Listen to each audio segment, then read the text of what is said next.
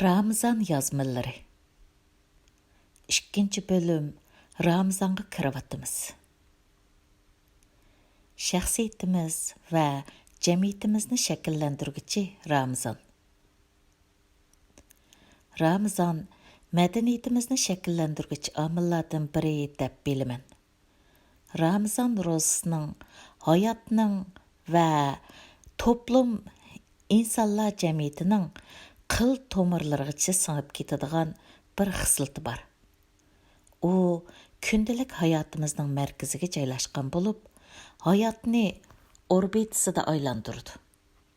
Yeb ichishdan iborat eng normal bashariy ehtiyojimizni bir mezgil tartibga solgan Ramazan hayotimizning boshqa sohalariga ta'sir ko'rsatishi noiti normal ahvol.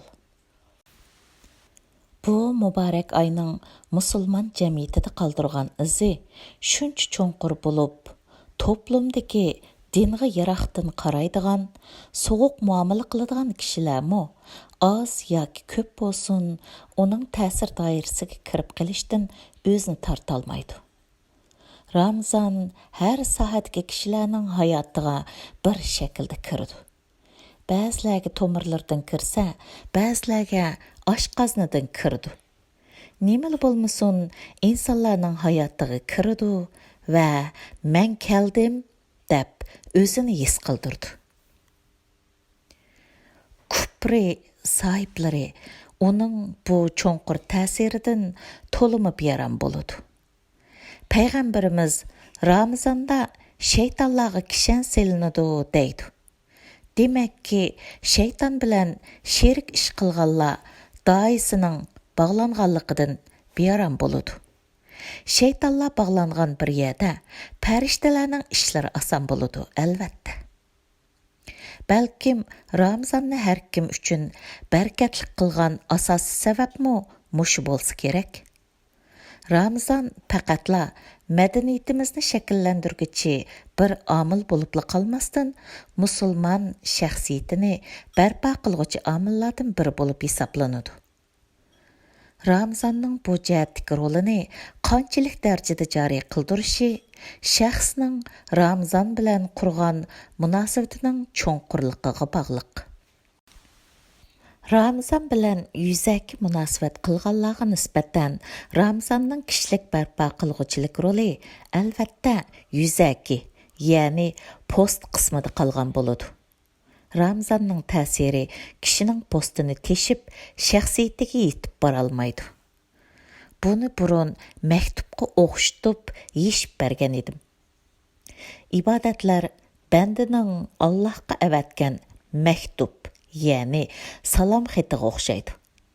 Ibodatlarni qo'lining uchidala ado qilganlar xuddi ibodatning ruhini, asli mohiyatini to'liq tushunmagan va ibodatning ma'naviy dunyosiga singib kirishiga ahamiyat bermagan. Allohga ichida maktub yo'q, konvert evatganlarga o'xshaydi. Bu albatta yo'qdan yaxshi. Ammo bu astoydil bo'lmaganlikning bir ifodasi. Yaxshilik qilgan biridan salom xat topshirib oldingiz deyli. Konvertning ichida salom xat yo'q. Quruq bo'lsa, buni qanday tushunasiz? Ibodatlar bilan yuzay emas, balki negizidan munosabat qurganlar konvertning ichini to'ldirdi deganlik bo'ladi. Ramazan bilan yuzaki shaklda emas, balki mohiyatini tushungan asosda munosabat qurish. Ramazanning mavjud bo'lish sababi bo'lgan vahiy bilan jon tomirdan aloqa qurish bilan mumkin bo'ladi.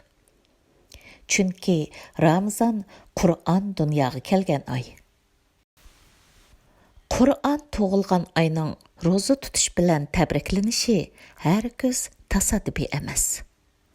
Ro'za ruhning g'izolantirilishi uchun badanning och qo'yilishi bo'lib, bu tafakkur dunyosini aql yurgizadigan qalbga, mamlakatiga boshlash uchun shahvoniy his tuyg'ularning ta'siridan qutqizish deganlikdir. ma'naviy insonni oldiga chiqarish uchun moddiy inson, ya'ni basharni orqa tarafga elish kerak. Ramazonni Qur'on iyi deb bilib, tasavvur, aql, shaxsiyatni va buning natijasida hayotni Qur'on bilan yangidan barpo qilish. Ramazon bilan yuzaki emas, negizidan alohida qurish deganlik bo'ladi. Chunki vahiy hayot barpo qilg'uchi ilohiy bir loyiha.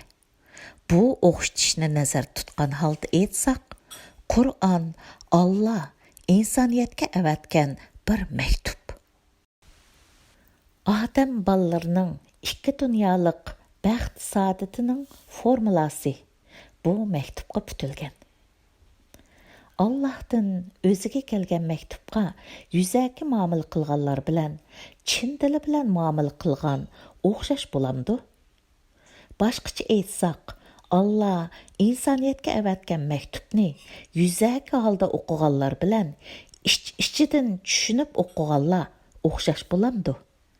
Va yoki salom xatning faqat konvertiga qarab ichidagi maktubga, ya'ni maktubda nima deyilganiga qiziqmaydigan kishining vahiyga bo'lgan ixlosi qanchalik bo'lar?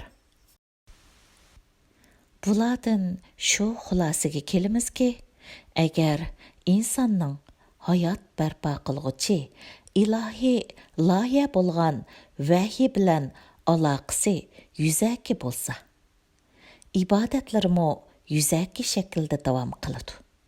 Ya'ni Allohdan kelgan maktub bo'lgan vahiyning konvertiga qarash, Allohga avatilgan maktub bo'lgan ibodatlarnimo ishchi quruq shaklda ado qilganlik bo'ladi. Qiladigan ishimiz aniq.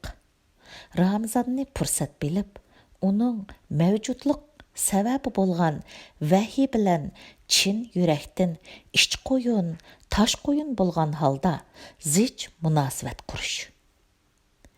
Vahiyning hayot baxsh etguchi kuchiga o'zingizni topshirish uchun har zaman oldingi o'rinda turadigan badanning o'rnini aql yurgizadigan qalbga, irodaga va ruhga berish. Ramazonning maqsadining buni reallikqa aylantirish ekanligini unutmaslik. Bo'libmi, Ramazonga zavallıqqa yuz tutayotgan qavoqxonadagi naqshchi satanglarning ko'z aynigidan qaramaslik lozim. Ko'ngil ichish fursati deb qaramaslik lozim demakchi. Ramazonga naqshchi satanglarning ko'zi bilan qaraganlar u yerdan barang osti alamlarni ko'rgan bo'ladi. Bu Allohga yo'llash uchun yozgan salom xatimizni naqshchi satangning kindikiga qisib qo'ygandekla bir ish. Musulmon shaxsiyat va islom madaniyatini shakllantiruvchi omil bo'lgan Ramazonning hayot baxsh etguchi rolini qaytadan tirildirish, uning Qur'on ekanligini astin chiqarmaslik bilan vujudga chiqadi. Vayron bo'lgan musulmoncha engimiz yangidan barpo qilinib va qaytadan shakllanmasa, vayron qilingan jismoniy jo'grafiyamiz qaytadan bino va barpo bo'lmaydi. Hukmlar to'g'ri ma'noga ega bo'lmasa, amaliy harakatlarmi to'g'ri bo'lmaydi. Ramazon yozmalaridan Botir Qarxalli tahriri.